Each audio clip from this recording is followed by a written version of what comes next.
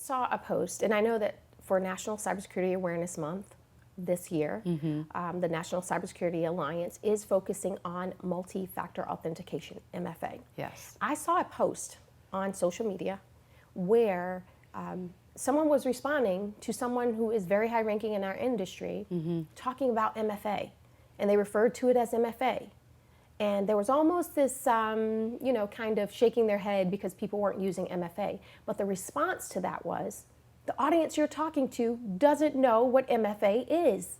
So reach them at their level. So Tanya, for those that don't know what MFA, multi-factor authentication, is, please explain that to our audience.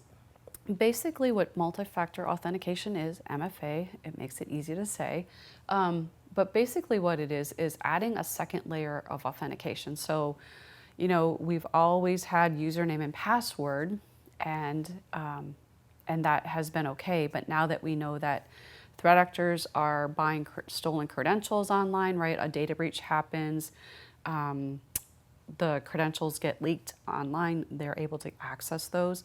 And so the best way that you can protect yourself is adding that additional factor so that it's more than just your username and password, because as we can also talk about is password reuse, right? So it's many people, because of everything needs a logon ID these days, right? You have a username and password for so many different sites.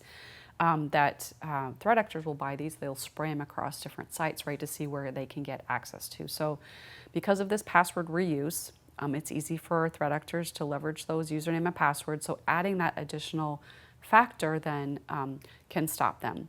I myself have it turned on as many places as that is capable of it.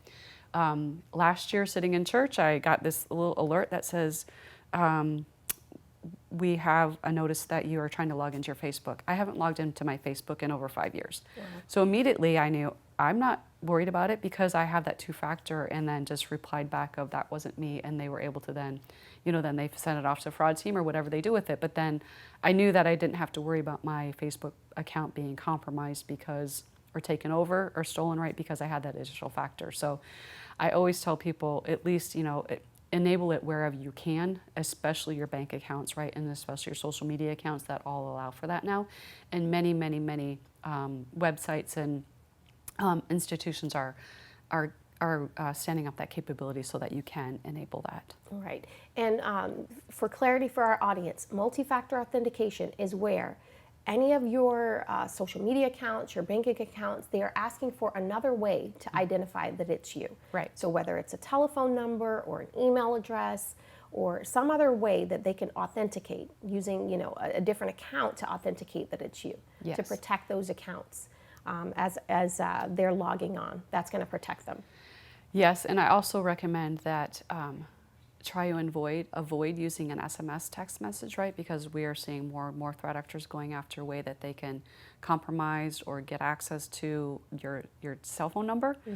So try and avoid that as much as you can, right? Use an out of band, which is another type of authentication mechanism that will allow you to set that up. And most applications and banks have configured some other type of two-factor certificate that you can do that with instead of using your SMS. Wonderful.